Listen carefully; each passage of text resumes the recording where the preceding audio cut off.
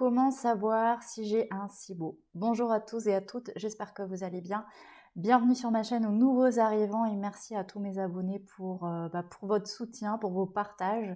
Et pour ceux qui ne sont pas encore abonnés, n'hésitez pas à le faire parce que ça apporte de la visibilité à la chaîne et donc aussi à la naturopathie et au bien-être naturel. Alors aujourd'hui, j'avais envie de vous parler du SIBO parce que ça faisait un petit bout de temps que je ne vous avais pas fait d'enregistrement vidéo et parce que certaines de mes consultantes sont concernées par cette problématique et je la trouve vraiment pas évidente. Donc je voulais vous partager quelques informations à ce sujet pour vous donner des pistes qui peut-être pourront vous aider à avancer. Alors tout d'abord, le SIBO, qu'est-ce que c'est? Eh bien, ça veut dire Small Intestine Bacterial Overgrowth et donc on comprend par là qu'il y a une colonisation bactérienne, non pas du côlon mais de l'intestin grêle. Donc ces petites bactéries qui remontent au niveau de l'intestin et qui vont venir fermenter, putréfier, créer donc tout un tas de troubles, notamment des gonflements de ventre. Alors ces bactéries ne sont pas forcément mauvaises, on appelle ça des bactéries commensales. Le seul problème dans le SIBO, c'est que ces bactéries ne sont pas au bon endroit, elles n'ont rien à faire à la base au niveau de l'intestin grêle et donc elles vont créer tout un tas de troubles. Alors dans certains cas, le SIBO est asymptomatique, mais dans beaucoup de cas quand même, les personnes ressentent vraiment des symptômes. Il est plutôt difficile à détecter, d'ailleurs on va en parler un petit peu plus tard au niveau du diagnostic. Il peut provoquer aussi de la malabsorption et 2/3 des SIBO malheureusement sont chroniques, c'est-à-dire qu'en fait on va avoir du mal à s'en débarrasser malgré les cures, qu'elles soient allopathiques ou en santé naturelle. Alors quels sont les symptômes possibles d'un SIBO? Eh bien les symptômes sont proches de ceux de la colopathie fonctionnelle, ce qui peut rendre le diagnostic pour les médecins parfois un petit peu compliqué. Alors dans les symptômes, on va évidemment avoir tout ce qui touche à la sphère du coup digestive, donc les ballonnements, les douleurs de ventre, le ventre gonflé, c'est assez symptomatique du SIBO. On va avoir de la diarrhée, de la constipation, parfois en alternance aussi. Et puis on va avoir tout un tas de troubles qui vont être associés à la sphère psychique et émotionnelle, comme de l'anxiété, un état dépressif, de la fatigue, de la confusion. Et puis, il y a 3 signes vraiment particuliers qui peuvent vous mettre sur la piste d'un SIBO. Tout d'abord, les douleurs articulaires. Si vous ressentez des douleurs articulaires, voilà, et que en plus vous avez des problèmes digestifs, ça peut être un signe.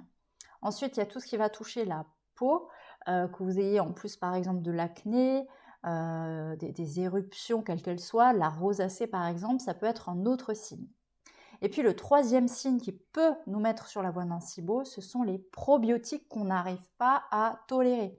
Donc si vous prenez des probiotiques, que ce soit par voie alimentaire, comme du kéfir, du kombucha, ces boissons qui sont très réputées maintenant, ou même encore du chou fermenté, ou encore des probiotiques sous forme de gélules, et que vous vous rendez compte que ça vous tord de douleur, que ça ne passe pas, que ça gonfle encore plus, eh bien ça peut être un signe de SIBO. Alors quelles sont les causes principales d'un SIBO? Eh bien tout d'abord, on parle du complexe migrain-moteur qui est perturbé. Je ne sais pas si vous avez déjà entendu parler de ça.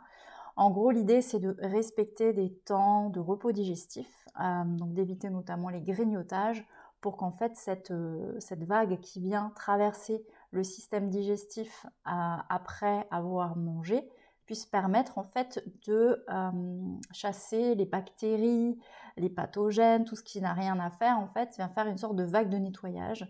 Et donc il est important de laisser cette vague de nettoyage se faire quotidiennement pour avoir une bonne santé intestinale. Ensuite, une autre cause, c'est une altération de la valvule iléocécale, donc qui va rejoindre, c'est un petit bout qui va rejoindre le côlon à l'intestin grêle, donc celui-ci peut être un petit peu altéré et du coup laisse passer les bactéries. On peut avoir une mauvaise qualité des selles biliaires et donc une mauvaise digestion, notamment des graisses.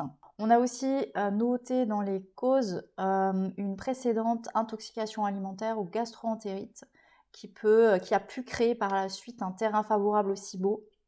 Et puis évidemment, si l'alimentation n'est pas adaptée, que ce soit en contenu ou dans la manière que vous avez de manger, ça peut aussi être une cause.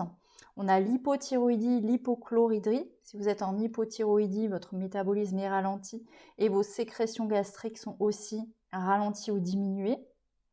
Donc si on a un estomac qui est moins acide, eh bien, on va aussi créer un lit plus favorable au développement, à la pullulation bactérienne. Et puis il y a évidemment toutes les MICI, toutes les maladies intestinales qui sont déjà présentes, qui peuvent créer derrière un SIBO.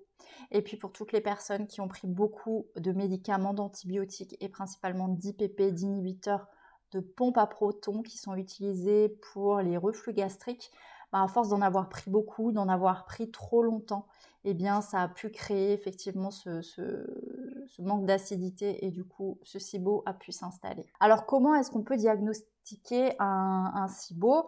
Alors évidemment, vous allez voir votre médecin, votre gastro-entérologue qui est vraiment compétent dans le domaine, hein, ça c'est ce qu'il y a de mieux à faire. Il va évidemment regarder vos symptômes. Et ce qui existe aujourd'hui, c'est un test respiratoire qu'on va pouvoir faire dans certains hôpitaux et certains laboratoires. Ce test est remboursé, mais seulement partiellement par la sécurité sociale.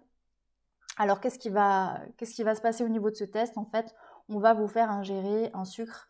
En général, c'est du lactulose. Et on va mesurer, donc en vous faisant souffler dans une machine ou dans un ballon, on va mesurer les taux de gaz qui vont être expirés pour voir s'il y a une pullulation bactérienne. Alors les principaux gaz sont le méthane, l'hydrogène et l'hydrogène sulfureux. L'hydrogène sulfureux, ce sont dans des cas rares et en France, à ma connaissance, il n'y a pas de laboratoire qui propose ce test. Par contre, les deux autres gaz dont je vous parlais, donc hydrogène et méthane, sont mesurables, sont diagnosticables dans les laboratoires français. Alors pour pouvoir tirer sa conclusion, le laboratoire va regarder d'une part votre transit, est-ce que c'est de la diarrhée, est-ce que c'est plutôt de la constipation, et va regarder les différents taux, les différents seuils qui seront sortis de vos analyses pour faire un diagnostic et pour donner sa conclusion. Dans tous les cas, moi je vous conseille, si vous suspectez un SIBO, ou que vous n'arrivez pas à vous sortir de ce SIBO, eh bien de vous faire accompagner, comme je vous disais, soit d'un médecin, mais ça peut aussi être d'un naturopathe qui va vous aider à mettre en place un protocole spécifique pour justement faire partir ces bactéries pathogènes dans un premier temps. Donc on a vraiment des plantes et des produits naturels qui sont très efficaces. On a aussi des antibiotiques en allopathie, donc après, voilà, à vous de voir comment vous voulez travailler.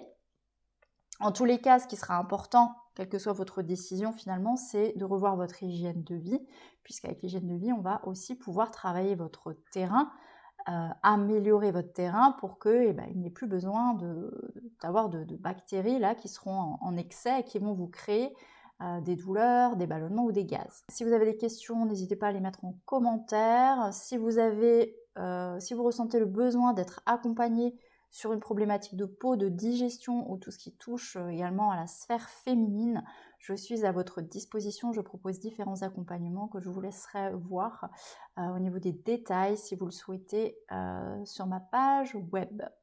Je vous dis à bientôt et j'espère que cette vidéo vous a plu. Ciao!